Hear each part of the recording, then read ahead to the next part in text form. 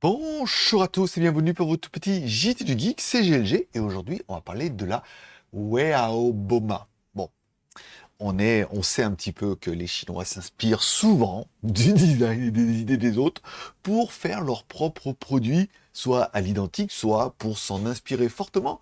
Et on pourra parler aujourd'hui de cette nouvelle voiture chinoise électrique abordable qui a fait son apparition sur le marché. Il s'agit de la Weao Boma.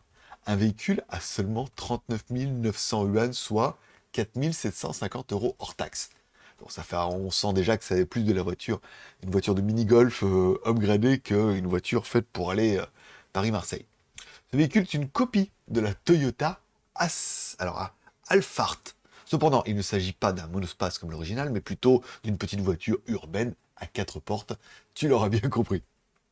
La Boma, Boma, ouais. Et donc le premier modèle de la marque Weao. Alors là, le nom va falloir qu'il change, hein, qui est une filiale de la société Hongrie. Comme quoi. Bien qu'elle ressemble beaucoup à la Toyota Asphalt en termes de design, les dimensions de la Boma sont plus modestes, avec une longueur de 3,5 mètres, la largeur 1,5 mètres et la hauteur 1,6 mètres. Elle est équipée d'un moteur électrique de 41 chevaux et peut atteindre une vitesse maximale de 100 km/h. Et ouais, tout ça, tout ça. Le point fort de la Boma est son autonomie. Elle propose deux options de batterie, l'une de 11,9 kW offrant une autonomie de 130 km et l'autre de 18,5 kW offrant une autonomie de 200 km. Voilà, selon le cycle CLTP.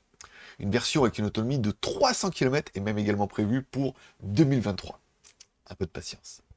Il a noté que même la version haut de gamme de la Boma coûte 51 900 yuan, soit 6 180 euros. Hors taxe, encore une fois, en Chine, tout ça, tout ça. Ne dispose pas d'airbag. Bon, attends, c'est pas une bête de course. Ce qui peut soulever des questions de sécurité. On est vraiment plus sur de la mini-golf, on est d'accord, voilà. Donc ce sera tout pour cette petite news que j'ai trouvé fort sympathique sur cette petite voiture qui est quand même plutôt charmante. Encore une fois, il faut savoir, une Citroën Ami, c'est pas la folie. Bon, ça monte pas à 100 à l'heure, on est d'accord, voilà. Et si vous aimez ce genre de news, mettez un pouce en l'air. Si vous aimez pas ce genre de news, mettez un pouce en bas. Vous n'oubliez pas de vous abonner pour ne pas louper mon prochain JT du Geek. Et moi, je vous donne rendez-vous. Alors là, à mon avis, ça va être dans la journée, parce que j'ai quand même beaucoup de news aujourd'hui. Allez, à bientôt, bye bye.